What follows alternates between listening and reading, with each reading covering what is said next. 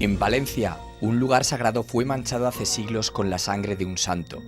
Ese fue el comienzo de una serie de hechos que tienen un macabro punto en común: el asesinato de varios ermitaños. El crimen del ermitaño tiene muchísimas sombras. Es sometido a una tortura bestial. Y este individuo, del que nunca más se volvió a saber nada, protagonizó una huida espectacular. Se considera que Isabel Arroyo no está implicada, a pesar de que hay declaraciones de los delincuentes que dicen que Isabel había pactado. En medio de la tierra de Campos, los caballeros templarios levantaron un templo que siglos después de ver por primera vez la luz, esconde decenas de enigmas que los misteriosos religiosos dejaron grabados en la piedra. El hecho de ser iglesia templaria quiere decir que encierra mucho misterio y que aparece el tesoro de los templarios. Allí quien lo vio y aquí quien lo cuenta. Una fuerza incluso subterránea tenía mucho que ver con el mundo templario. Si es que no era el templario, que es la tesis más y mejor defendida. Y esta imagen es a la que el rey Alfonso X el Sabio visitaba con frecuencia. En situación de emergencia parece ser que escapaban por aquí. ¿Qué hace la Virgen de Covadonga en una pequeña localidad burgalesa? Fortalezas, iglesias, monasterios y hasta un antiquísimo códice pueden ser la clave para descubrir la verdad sobre la batalla más famosa de nuestra historia, la de Covadonga. La Virgen de Covadonga en un principio estaba aquí en este monasterio y posiblemente se talló aquí. Las dos que eluden a dos batallas, supuestamente en lugares diferentes o no tan diferentes. Tedeja no se construyó justo para la Reconquista. Al no conseguirlo, quemaron el monasterio, lo destruyeron y lo saquearon. Teníamos la leyenda, teníamos documentos escritos y ya tenemos los restos arqueológicos. Auténtica y la única, porque no existen más.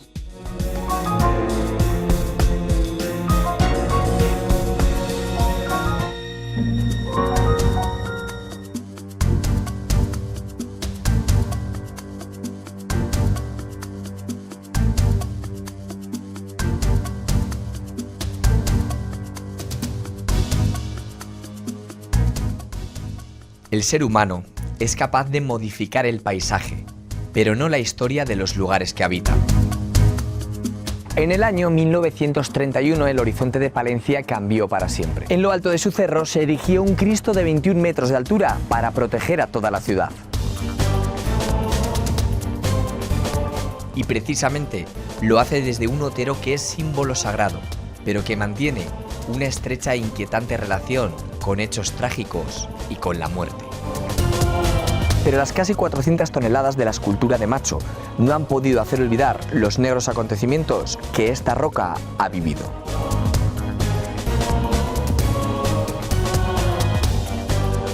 Y que han acabado con el derramamiento de la sangre de quienes han velado por la sacralidad de este lugar.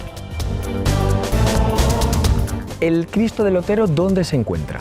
Bueno, el Cristo del Otero es un extremo de la ciudad, un cerro en plena meseta. El barrio del Cristo del Otero está a sus pies. En aquel entonces venir al Cerro del Otero era un viaje al más allá. Lugar, por supuesto, totalmente apartado. No había absolutamente nada. Todo un camino por el campo, de piedra, resbaladizo. El símbolo de la ciudad de Palencia es el cerro y la imagen de Victorio Macho sobre el mismo. Es un lugar de la ciudad con esa historia negra del crimen de sus ermitaños. La tétrica historia del cerro con la violencia hacia sus moradores arranca hace más de 1500 años. En una época convulsa para la religión católica, hasta la montaña de la capital palentina se acercó Santo Toribio, una persona que quiso evangelizar a los herejes seguidores de la Reforma Prisciliana. Pero el anacoreta, lejos de ser recibido con hospitalidad cristiana, se encontró con un recibimiento mucho más duro. Cuando Toribio llega a Palencia, ¿Qué es lo que busca? ¿Qué es lo que quiere? Es un personaje un tanto enigmático, es bastante confuso todo porque aquí hay mucha leyenda, ¿eh? No se sabe si vino de otro lugar o era palentino. Predica contra una herejía cristiana que es la herejía de los priscilianistas. Había bastantes adeptos a esa herejía, promovida en su día por un obispo de Ávila, que propugnaba cierta rigidez en la aplicación de los cánones y, digamos, también una interpretación un tanto liberal a la hora de la práctica del cristianismo, que entró en conflicto con los obispos de otras diócesis de la península. Toribio es maltratado por los palentinos, perseguido, es apedreado y se refugia en este otero. Tras el pétreo recibimiento, una inundación arrasó la ciudad y los palentinos peregrinaron hasta la cueva donde estaba Toribio para pedir al santo el perdón. Tanta era la devoción que a partir de entonces sintieron por su vecino que aquella primitiva cueva acabó transformándose en una ermita.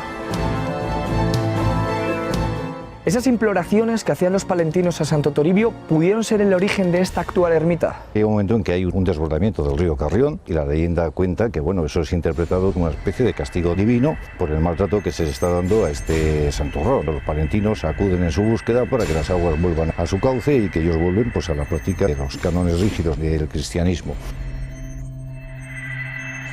Y lo que surge, no se sabe cuándo, en la Edad Media, es una ermita, la ermita de Nuestra Señora del Otero, desde finales del siglo XIV, principios del siglo XV. Pero no existe un documento que acredite en qué fecha, en concreto, surge esa ermita.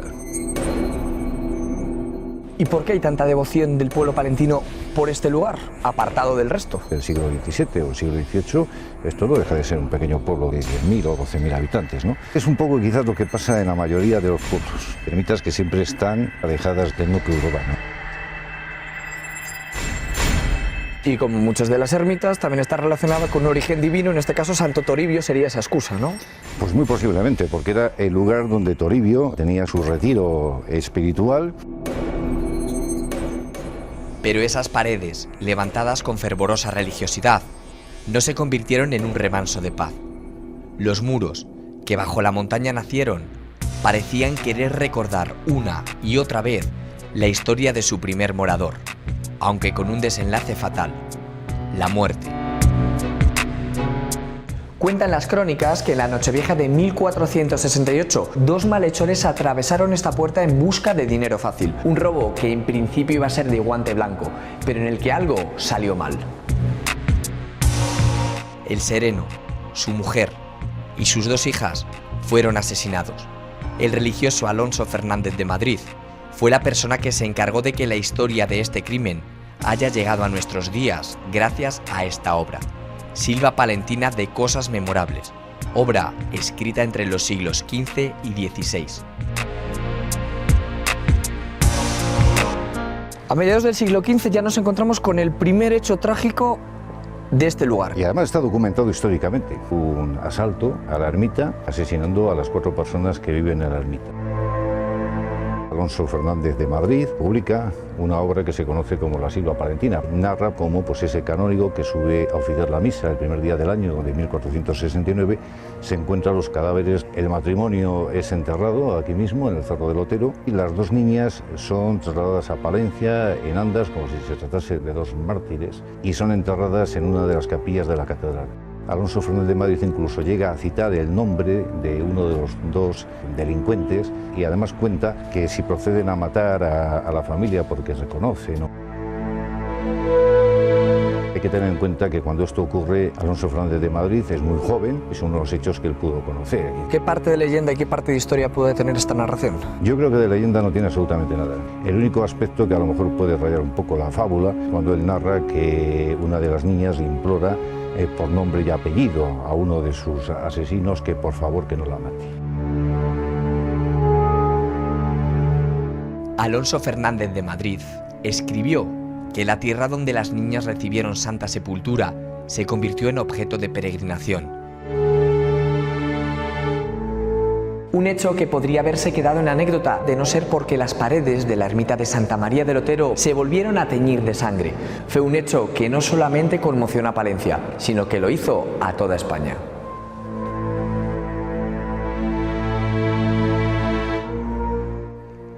El día 25 de noviembre, Mariano Rey del Río, sereno del templo, fue asesinado por 4 maleantes en lo que parecía un robo con violencia extrema.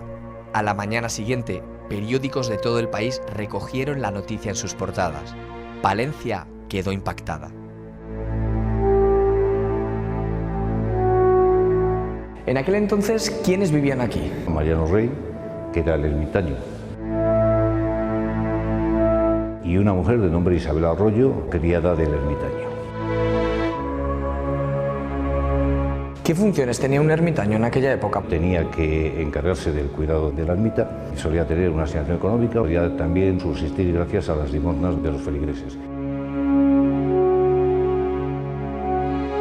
Mariano Rey era un personaje bastante peculiar, casi 2 metros de altura, calvorota, cabeza pequeña, bastante pacífica, y según la descripción de uno de los médicos que intervinieron en el sumario que se instruyó, hallaba la imbecilidad. Quizás bastante inmadura fue. ¿Y qué sucede esa noche para que todo salga tan mal? A la puerta de la ermita, ya cuando es de noche, una cuadrilla pidiendo agua con un plan, robar a Mariano, al ermitaño, sobre todo robarle el dinero que tenía guardado de las limosnas que él iba recaudando por la ciudad y por los pueblos que recorría. Son 4 personajes, 2 de ellos son de la provincia de Palencia, el otro es un individuo de Valladolid y hay un cuarto valenciano. En común tienen todos ellos que son 4 delincuentes. Un robo como otros tantos que habían realizado, pero este porque acaba en muerte. El crimen del ermitaño tiene muchísimas sombras. En principio el ermitaño no les quiere abrir. Es su criada quien le anima para que abra la puerta. Hay otras declaraciones que dicen que fue la propia Isabel quien abrió la puerta. Parece ser que Mariano Rey, el ermitaño, reconoce a uno de ellos, el de Palencia, popularmente conocido con el alias del Chivero. Lo que anima al Chivero es acabar con la vida de Mariano Rey porque ha sido una persona que le ha reconocido. Todas las declaraciones se inducen a que fue el propio Chivero, la persona que urde. Él conoce a la criada y la criada en una conversación unas semanas antes le había comentado que no estaba muy contenta porque la pagaba mal y le dice a este delincuente a que sí que debe de tener un buen tesoro de monedas guardadas en algún sitio de la ermita.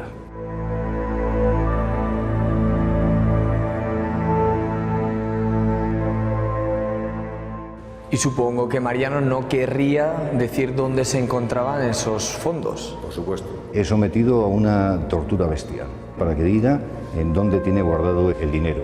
Mariano cantó dónde tenía guardado el dinero, que era en un bote que estaba pues, oculto en una ventana de la ermita.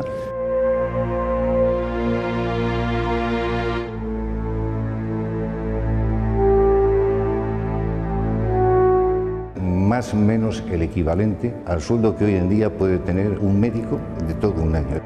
Mientras que los 2 que son de Palencia son los que más se ceban con él. Hay uno que es de Valladolid, conocido como el Chato, emplea el tiempo a preparar la cena. Otro, que es el Quinquillero, que es el de origen valenciano, tiene mucho más interés por los objetos de culto.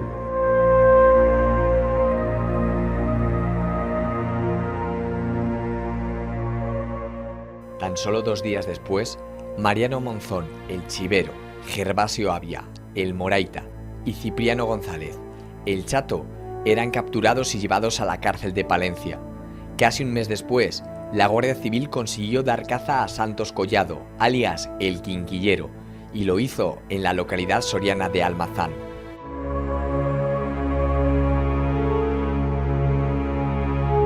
Ese suceso conmociona bastante al conjunto de la sociedad. Cerrajeros y ferreteros de la época incluso incrementaron sus ventas. Es un tema que llega incluso a preocupar a quien entonces era el ministro de la Gobernación, que es Ricardo de la Cierva.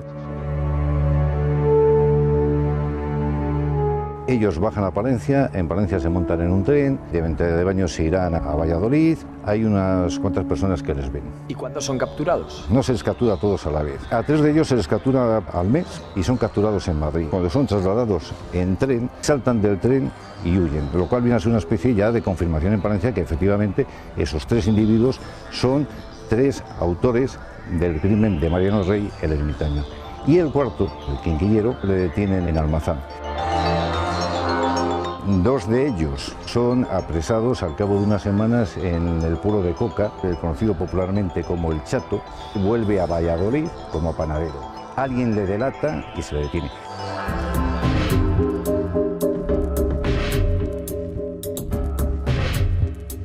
El moraita, el quinquillero, el chato y el chivero fueron acusados formalmente del crimen, pero solamente 3 de ellos escucharon la sentencia.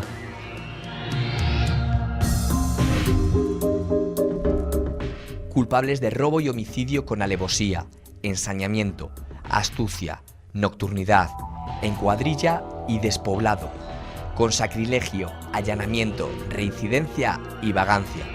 Su condena, la pena capital. El garrote vil sería el punto final de su historia.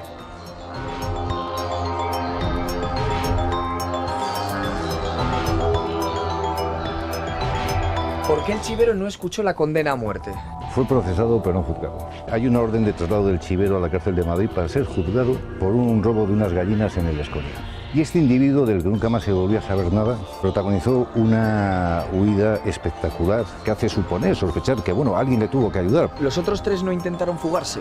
La dirección llegó a tener un soplo de un intento de fuga y que si aquel intento de fuga se paralizó.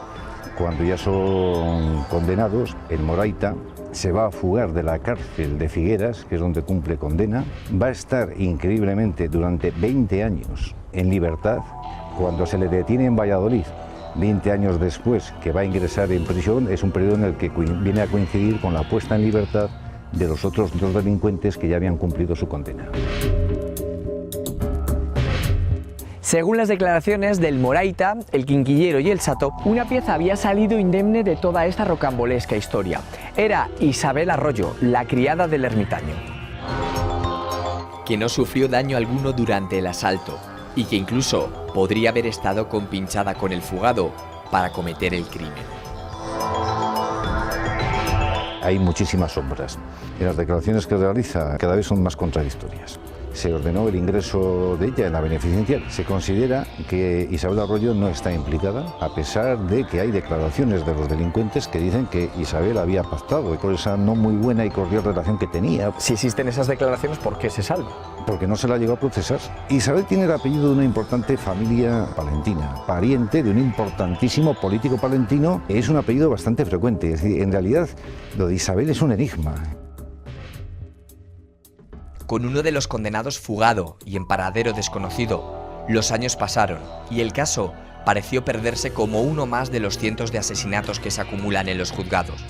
Pero un año después de la condena a muerte, el destino quiso que la ermita se convirtiera en el centro de atención en marzo de 1910, cuando el rey, Alfonso XIII, concedió el indulto a los reos.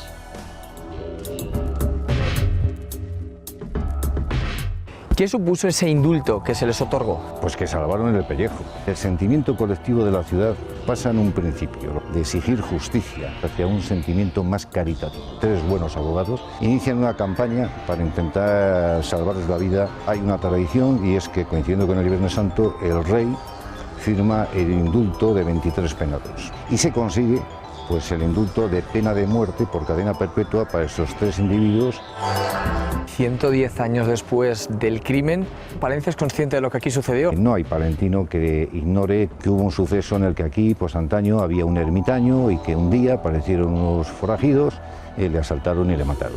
¿Y si a ti te ofrecieran vivir en la ermita, aceptarías o no aceptarías con el pasado negro que tiene? Pues teniendo en cuenta los años que me quedan para jubilarme, a lo mejor podría ser un buen destino para observar la ciudad y escribir mis memorias.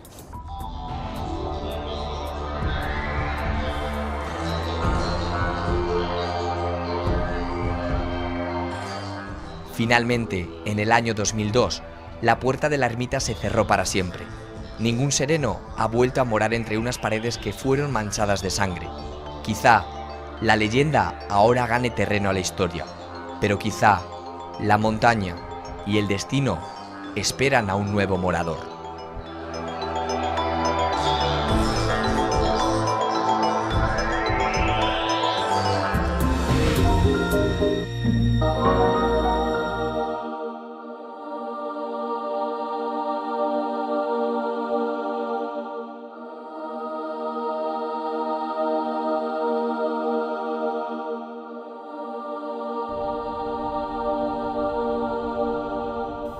El Camino de Santiago, el Camino de las Estrellas, una vía que no solo mueve la fe de los peregrinos que buscan la redención de sus pecados o el descubrirse a sí mismos. El camino esconde desde hace siglos en cada uno de sus kilómetros leyendas, misterios y enigmas que hacen que cada paso sea diferente al anterior. En pleno camino francés y a 400 kilómetros de Santiago de Compostela, la ruta jacobea se acerca a la localidad palentina de Villalcázar de Sirga.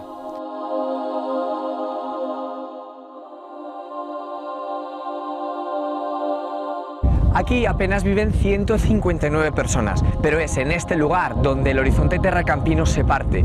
Una iglesia que parece una catedral atrae mágicamente el caminar de los peregrinos.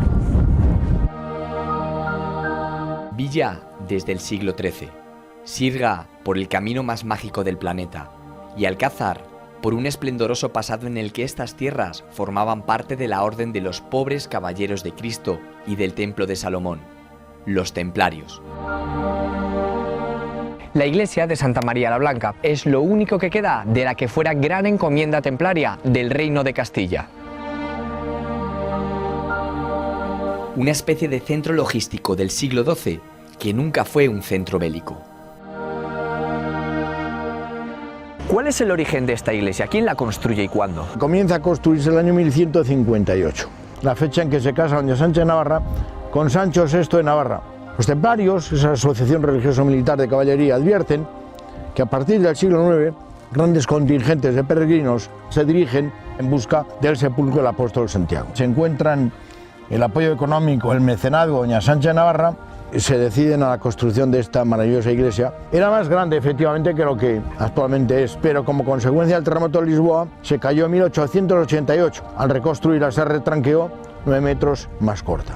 Pero me llama la atención esas figuras que hay allí arriba. Se cayó toda esa parte, las figuras quedaron salvadas de la quema, valga la expresión. La central es el sacrificio de Isaac. A una parte está San Agustín y a otra parte hay un ángel. Y las dos de abajo son concretamente Alfonso X el Sabio y su esposa, doña Violante. La iglesia formaba parte de una encomienda templaria. ¿Había más edificios construidos aquí? De las 28 encomiendas o fundaciones afectas a la Corona de Castilla, 27 más bien están en el antiguo Reino de León. Como obra de carácter eclesial, de carácter religioso, la encomienda más importante es esta iglesia Santa María la Blanca. Los templarios eran prácticamente dueños de todo. Lo que actualmente es la casa consistorial fue las caballerizas de los templarios. Y en la parte de atrás, que ahora hay un mesón magnífico, fue el hospital de los templarios de Villalcázar de Sirga.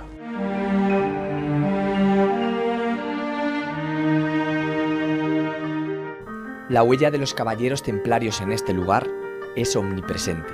9 siglos y un terremoto después, las piedras de este templo albergan mensajes encriptados y leyendas que tienen a la roca y al sol como protagonistas.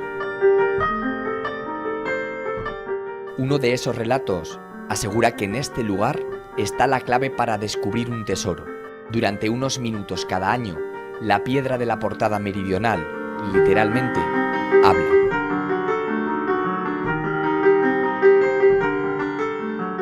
Don Jesús, ¿dónde nos encontramos ahora mismo? Tiene un doble acceso esta iglesia, este pórtico, que lo forman sus 6 arquivoltas, sus 51 estatuillas, representación de santos, de santas, de reyes, de reinas. Las de una parte y de otra confluyen en la parte central, que viene representado por cabezas de ángeles.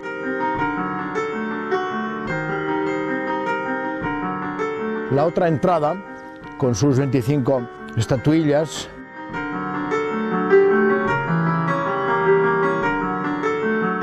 da acceso directo a la capilla de Santiago. Y por ahí entraban los caballeros de Santiago.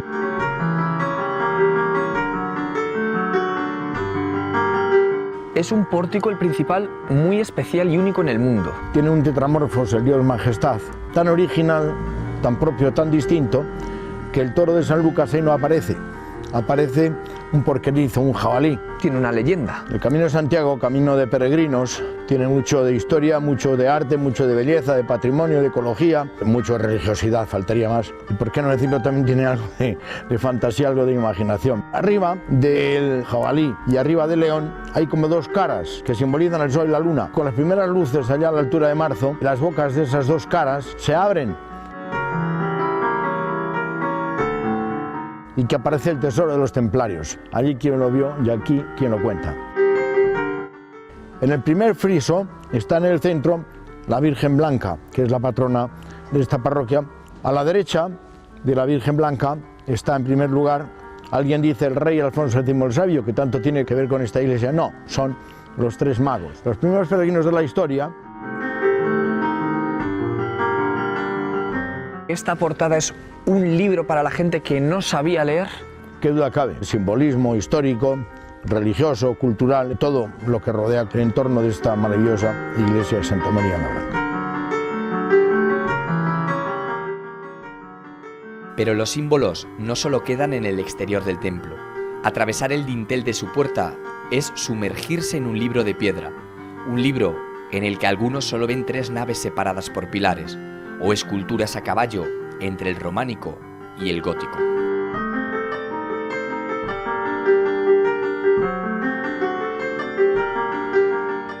Pero nada es casual en este lugar. Uno de sus grandes misterios es su relación con un número concreto, el 8.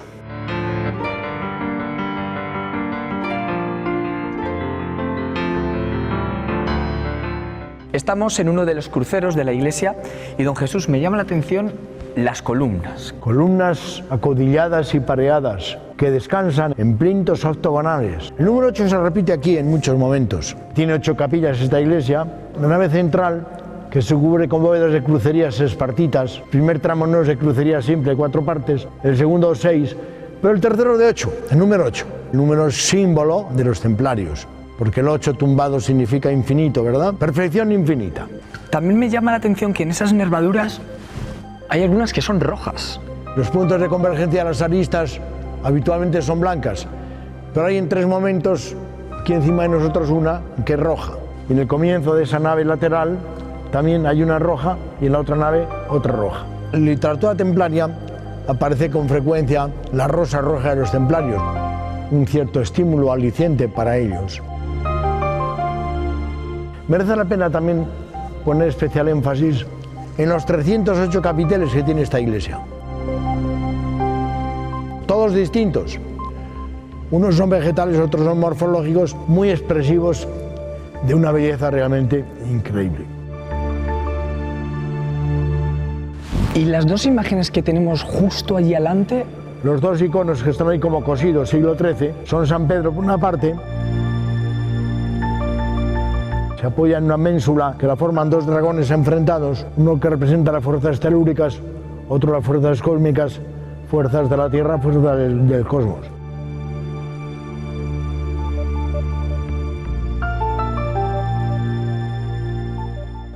Y en la otra columna está San Pablo. Don Jesús, ¿esta iglesia tiene mucho más de lo que se ve? El hecho de ser iglesia templaria quiere decir que encierra mucho misterio, una fuerza incluso subterránea.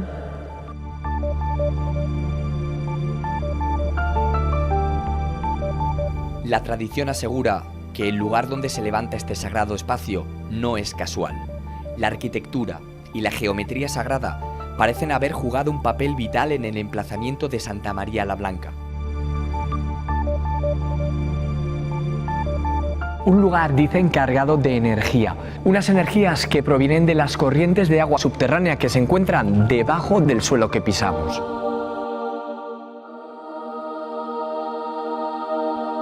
Creo que esto da prueba de que sí que hay corrientes debajo de la iglesia. Es por ello por lo que aquí se celebran congresos de geobiología.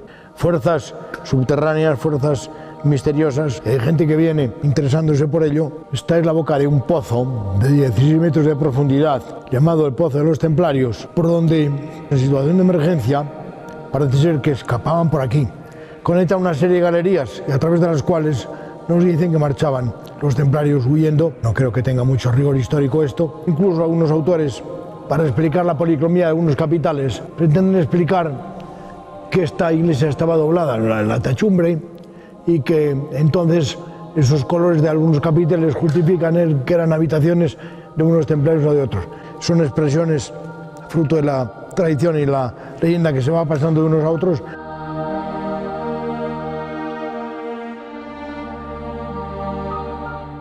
Sea por la energía o no, el magnetismo de este lugar atrajo a numerosos reyes que convirtieron al templo en algo más que un lugar de referencia. Fue Alfonso X el Sabio quien colocó en el mapa del siglo XIII un espacio presidido por una imagen que acaparó su atención. Es esta, la de Santa María, la escultura que inspiró al monarca para escribir algunas de sus famosas cantigas.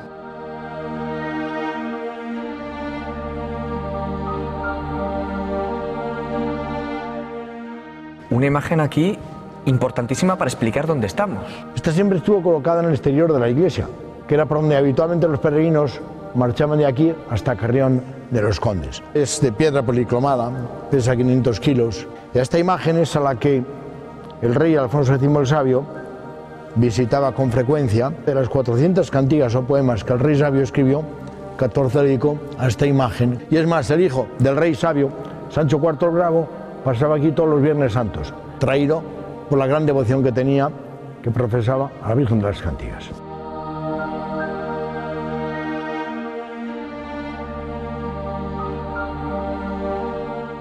Las cantigas de Santa María son un cancionero religioso medieval, escrito en el idioma galaico-portugués, un texto que Alfonso X el Sabio acabó de componer en 1280. Son 420 composiciones dedicadas a Santa María. Algunas son oraciones, pero otras legendarias. En concreto, más de una docena relacionadas con esta Virgen.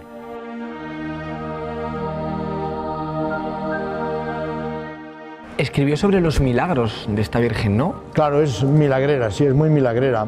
Algunos de esos milagros, de esas cantigas, están teatralizados.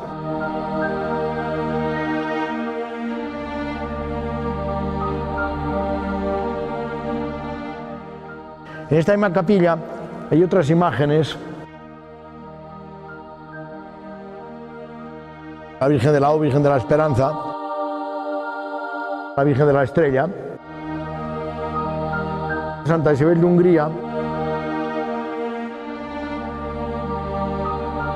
y ahí en el centro hay un busto pequeñín, que es una de las grandes joyas de esta iglesia, en alabastro, de Manuel Álvarez, sobre el Santiago peregrino.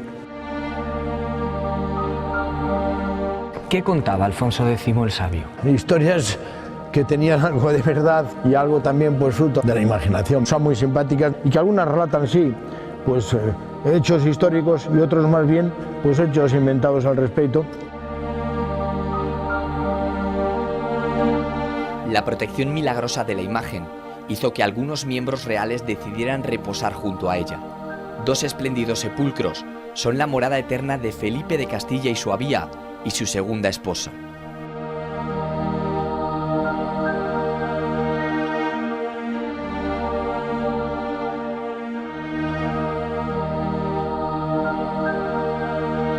Jesús, nos encontramos en uno de los lugares más especiales quizá de esta iglesia, ¿no? Especialísimos, yo diría. Capilla de Santiago. Estuvo cedida a los caballeros de Santiago. Aquí hubo siempre un retablo que ahora está colocado allí de Santiago Peregrino de Juan de Balmaseda. Esta capilla está enriquecida por la presencia aquí de 3 sepulcros. Estos 2 primeros, en policromía funeraria, son piezas únicas en el mundo, en los que están enterrados la segunda esposa del infante don Felipe, doña Leonor Ruiz de Castro y Pimentel. Grupos de templarios en escenas de luto, de llanto, de dolor, con plañideras, rematados por arriba y por abajo una serie de escudos. El escudo de los templarios, está el escudo de los concepcionistas y están apoyados en leones. El león tarda 3 días en abrir los ojos desde que nace. El simbolismo de los 3 días que estuvo Cristo en el sepulcro. Aquí está el sepulcro del infante don Felipe, que era hermano del rey Alfonso X el Sabio. Reunía junto a los títulos civiles nobiliarios títulos eclesiásticos. Era canónigo de Palencia, canónigo de Valladolid, de Toledo, era abad de Covarrubias. Fue una persona un poco especial, ¿no? Yo diría, es singular. Lo normal es que el infante don Felipe hubiera sido enterrado en Sevilla con su padre, pero él siempre manifestó especial interés y deseos de ser enterrado aquí. Tenía mucho que ver con el mundo templario, si es que no era el templario, que es la tesis más y mejor defendida. Y hay un tercer sepulcro en el que está enterrado don Juan Pérez, que fue el primer comendador de los Caballeros de Santiago.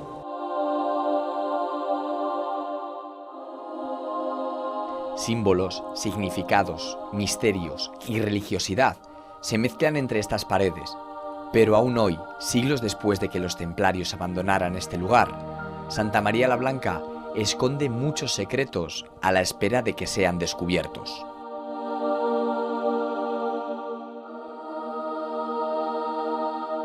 La iglesia de Santa María no solo tiene misterio en su simbología, sino que Jesús tiene secretos que han sido descubiertos hace muy poquito.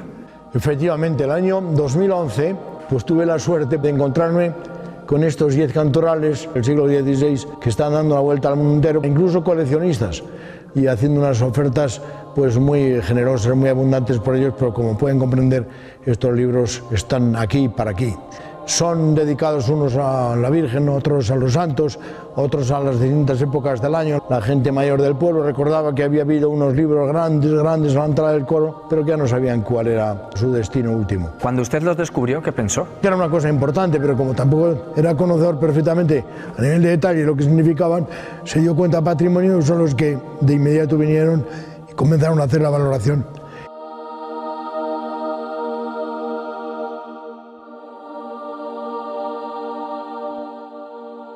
Aunque ahora solo quede una iglesia de lo que fue un gran complejo, y aunque de esa iglesia solo queden 3/4 partes de lo que fue, Santa María la Blanca, en Villalcázar de Sirga, mantiene un espíritu templario que hizo que un templo dejara de ser lugar de paso para convertirse en destino de muchos peregrinos.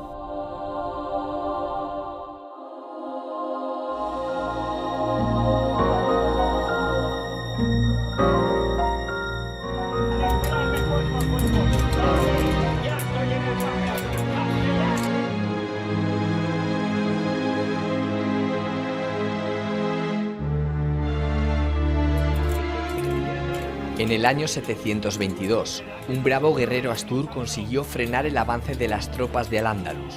300 soldados cristianos frenaron a un ejército 600 veces superior.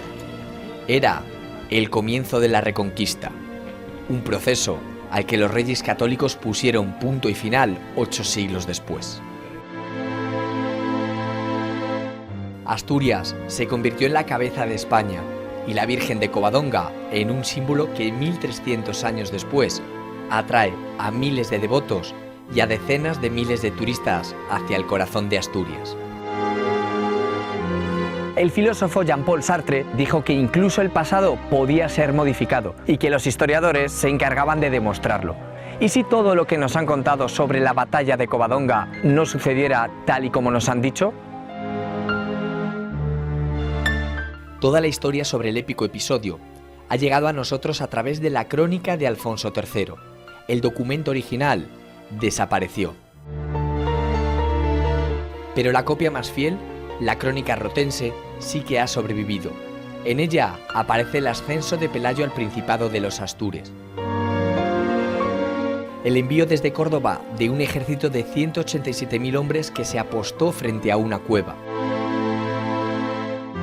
Y también la intercesión divina para acabar con los musulmanes que sobrevivieron al combate. La crónica fue encargada por el último rey de los Astures y el primer rey de los leoneses. El monarca pretendía enlazar la historia del desaparecido reino visigodo con el reino de Asturias y ensalzar así los valores del bravo pueblo. Y lo pretendía hacer un siglo y medio después. ¿Pudo el monarca cambiar el curso de la historia quizá para de esa manera ensalzar su nuevo reino? ¿Pudo la Reconquista comenzar en otro lugar? Muchas de esas preguntas han nacido en Las Merindades, comarca situada al norte de Burgos y que siglos atrás fue la primera línea de defensa de los pueblos del norte de la península. Un lugar clave en la Reconquista y que, a diferencia de Asturias, sí que mantiene vestigios arqueológicos de aquellas importantes batallas. Es el caso del Castillo de Tedeja.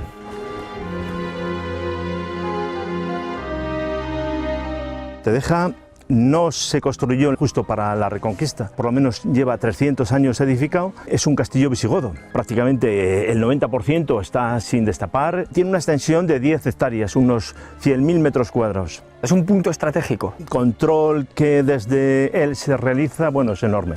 Es el inicio de la Sierra de la Tesla, en el borde del río Ebro, justo en ese picón. Está situado, se domina prácticamente todas las merindades, la entrada por Sobrón, la entrada de Losa, la entrada de la Bureba. ¿Quiénes fueron los personajes de este castillo? Los nombres clave. Está la leyenda del duque don Pedro de Cantabria, que está enterrado en la ermita de Santa María de los Reyes Godos. Fue una especie de príncipe de los visigodos, personaje importante dentro de esta historia. Fue con sus hijos los que estuvieron haciendo las primeras batallas contra los musulmanes. Este es el desfiladero de la Horadada, uno de los puntos clave en el avance musulmán hacia el norte. Todas las descripciones que hay de los historiadores árabes hablan de Álava y Alquile, Castilla, ¿no? Esta sería la entrada importante, sobre todo de cara a las merindades. Podría ser, por tanto, uno de los lugares donde se registrará una gran batalla.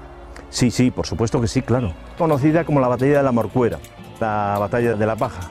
Hace unos cuantos años cayó en mis manos una descripción de Ibn Hidari, en el cual prácticamente por la descripción que hacía de la batalla, yo la situé aquí, en el 865. ¿Y qué relación podría tener la batalla de la Horadada con la batalla mítica de Covadonga?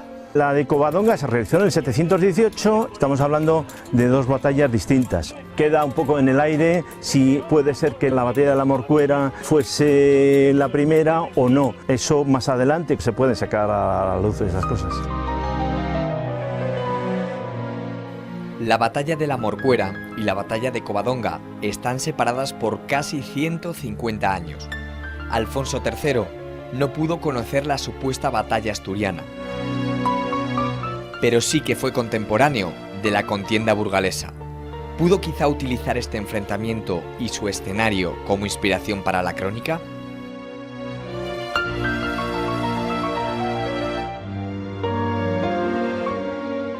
En el Códice de Roda, Pelayo aparece presentado como un gran creyente que confía en Cristo para la restauración de España. Una fe que podía con el miedo al enemigo. Como buen cristiano, Pelayo debería cumplir con sus obligaciones en los templos. Pero ¿dónde está esa iglesia a la que el príncipe acudía? No hay restos.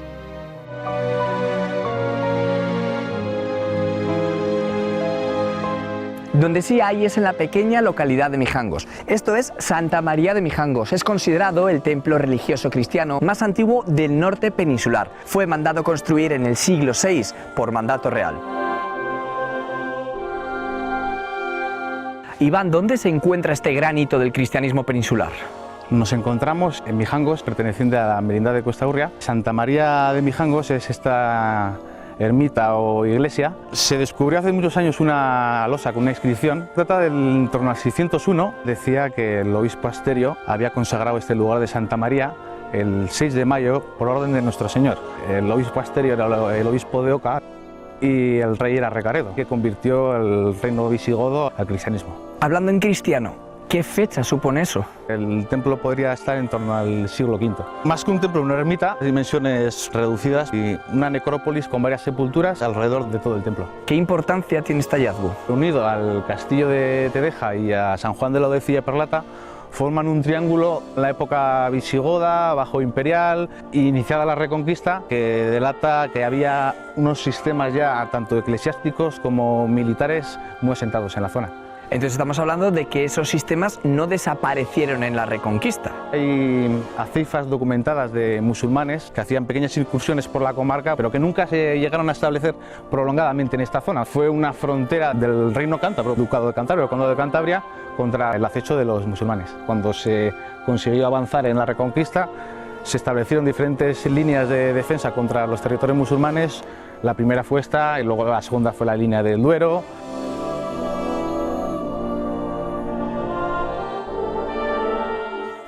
Pero la vinculación de estas tierras con la religión, uno de los detonantes de la Reconquista, alcanza su máxima expresión 10 kilómetros al sur, en Cillaperlata.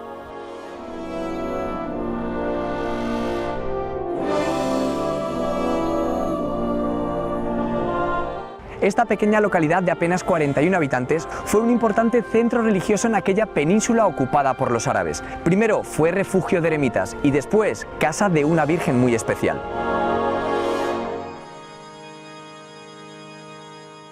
Cillaperlata, ¿dónde se encuentra esta localidad? Es ayuntamiento propio, ubicada en el norte de Burgos, a las orillas del río Ebro, muy cerquita, entre Espaderne, Medina de Pomar, Oña y Frías.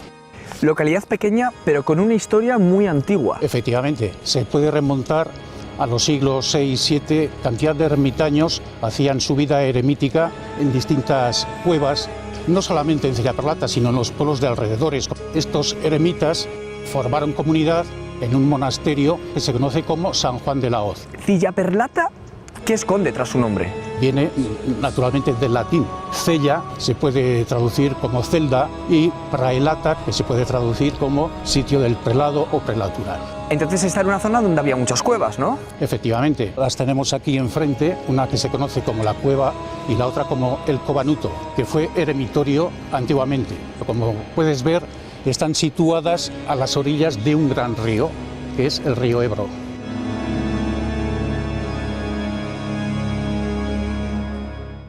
Precisamente, el códice habla de una cueva de la que sale un gran río, el Ena.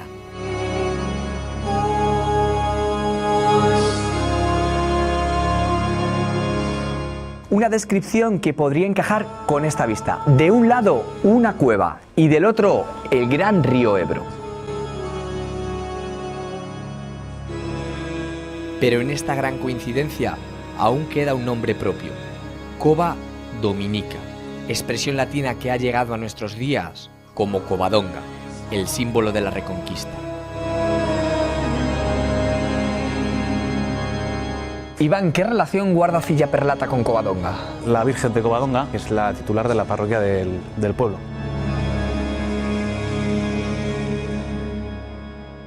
¿Desde cuándo está en Cillaperlata? El monasterio benedictino de San Juan de la Hoz era el propietario de la Virgen. Cuando llegó la desamortización de Mendizábal, el monasterio quedó en ruina y entonces se trasladó la imagen a la parroquia del pueblo de Cillaperlata. Y desde aquel día ha cogido el nombre de la titularidad de la Virgen de Covadonga, lo que era antes una ermita, ahora la iglesia.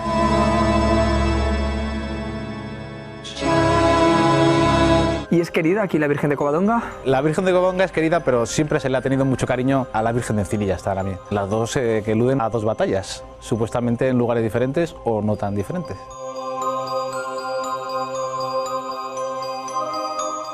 Estos son los restos de la primera casa de la Virgen.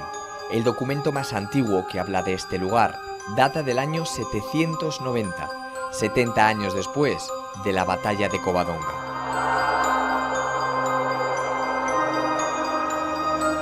Del primitivo monasterio de San Juan de la Hoz, hoy solo quedan unas pocas piedras que formaron parte de lo que fue la iglesia. ¿Estos restos son realmente importantes? Pues importantísimo. No hay nada escrito hasta el año 790, escritos apócrifos que datan la existencia de este monasterio desde el siglo III. Era el segundo monasterio más antiguo de Castilla y León y posiblemente además de España. Esto es los restos de una antigua iglesia románica. Apareció debajo de esta los cimientos de una iglesia más antigua todavía, visigoda. Durante el periodo de las guerras de la Reconquista, este lugar ya estaba levantado. Estaba levantado. Se dice que don Pelayo tuvo una hija que profesaba en este monasterio. Incluso en el pueblo había una ermita antiquísima que era la ermita de San Pelayo. Posiblemente podría tener alguna relación.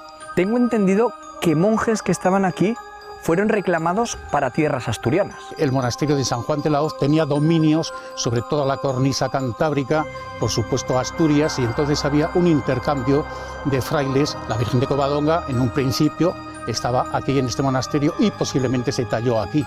Se hicieron dos tallas. Una permaneció aquí en este monasterio de Cillaperlata y la otra los monjes la llevaron al monasterio asturiano. Este lugar deja de ser habitado. En el año 1810, cuando estaba la Revolución Francesa, el abad de este monasterio se afrancesó, así entre comillas. Los vecinos de Cillaperlata vinieron a prender al abad. Al no conseguirlo, quemaron el monasterio, lo destruyeron y lo saquearon.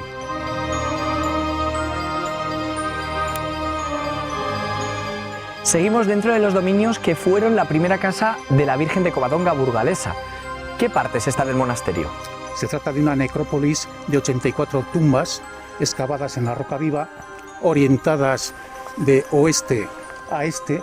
Las cabezas de los esqueletos que aparecieron aquí estaban también orientadas todas a la derecha. Según los técnicos arqueólogos, está entre los siglos 7 y 12. ¿Qué relación podría guardar con el monasterio? Porque vemos enterramientos grandes, pero otros más pequeños. Enterramientos de niños. Eran hijos de criados que atendían el monasterio.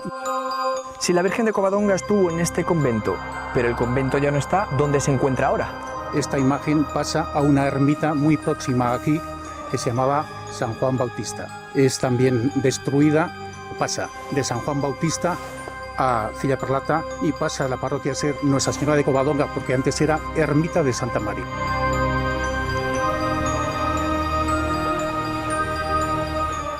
Muchos historiadores aseguran que en ese traslado los monjes quisieron no solo llevarse su fe, sino también llevarse su advocación, la de Covadonga, y además copiaron la imagen burgalesa para llevársela a tierras asturianas. En el año 1777, la Virgen de Covadonga asturiana fue pasto de las llamas y actualmente esta Virgen, la de Covadonga en Cillaperlata, es la representación más antigua que hay en toda España de la patrona de los asturianos.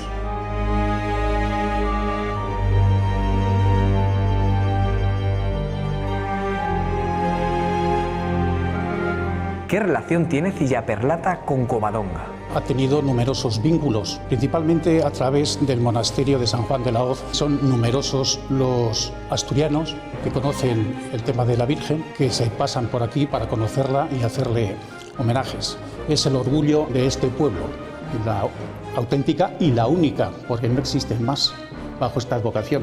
Estamos hablando de una talla románica del siglo XII-XIII aproximadamente. Mandaron a hacer 2 tallas en madera, una que se quedó en el monasterio de San Juan de la Hoz y la otra que fue a Covadonga, Asturias. Se produce un incendio en Covadonga, es por eso que en la actualidad únicamente existe Virgen de Covadonga como talla original, la que tenemos y preside la parroquia de este pueblo. El clero lo sabe, el arzobispado de Asturias lo sabe, incluso en Covadonga tenemos conocimiento de que existe un libro donde hay anotado que la santina asturiana está en un pueblecito de la provincia de Burgos.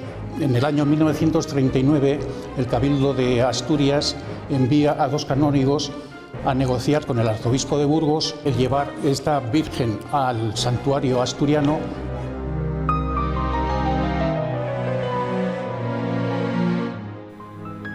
Fortalezas, cuevas, un río y hasta la Virgen de la que mandó escribir Alfonso III parecen estar en Cillaperlata, pero las coincidencias van más allá. Esta localidad cuenta con una gran batalla en el marco de la Reconquista y, al igual que la del Códice, cuenta con una intercesión divina, en este caso la de esta Virgen de Encinilla.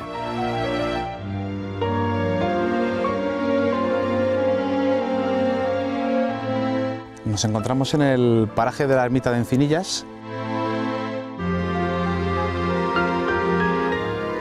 Cuando se produjo este traslado, la historia de la Virgen asturiana estaba más que asentada en el imaginario colectivo. Y su posible origen burgalés se había disuelto, pero entonces algo sucedió. La Virgen de Encinillas, relacionada con la batalla supuestamente que hubo aquí. Don Pedro de Cantabria, el señor del castillo de Tedeja, venció a los moros, 9.000 sarracenos muertos. Creo que esa batalla además tiene una intercesión divina.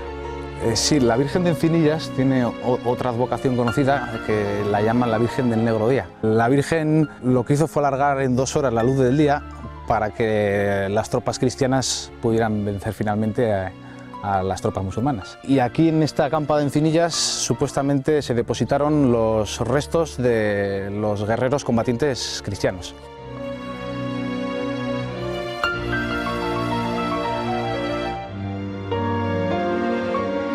Anteriormente era una leyenda, un temporal de viento, hubo varios pinos caídos por la zona y apareció abrazado a las raíces del árbol losas laterales de cubierta de un enterramiento y la tapa, propiamente dicha, con huesos y demás vestigios. Entonces, teníamos la leyenda, teníamos documentos escritos y ya tenemos los restos arqueológicos propiamente dicho, que es lo que data si es verdad o es mentira. Tanto la iglesia como los centros de poder en su día pues contaban la historia según a ellos les parecía. La advocación de la Virgen de Covadonga no sabemos realmente dónde viene, si viene de Asturias hacia Cilla-Perlata o parte de Cilla-Perlata hacia Asturias. Ahora pues hay ciertos historiadores como el Rivero Meneses, ese vallisoletano por cierto, que comenta que Alfonso I, debido a que esta era una zona fronteriza, intentó trasladar a la comunidad benedictina del monasterio de San Juan de la Hoz con su propia imagen de la Virgen hacia un territorio más adentro del reino, donde estarían más seguros. Esta zona quedaría despoblada. Si no había gente, no había historias, no había leyendas y pudo deslocalizarse.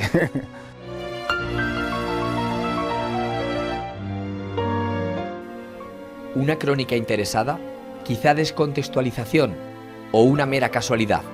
La historia y quienes la escriben son caprichosos. Más de un milenio nos separan de aquellos acontecimientos y solamente estas aguas y estas rocas saben lo que realmente sucedió.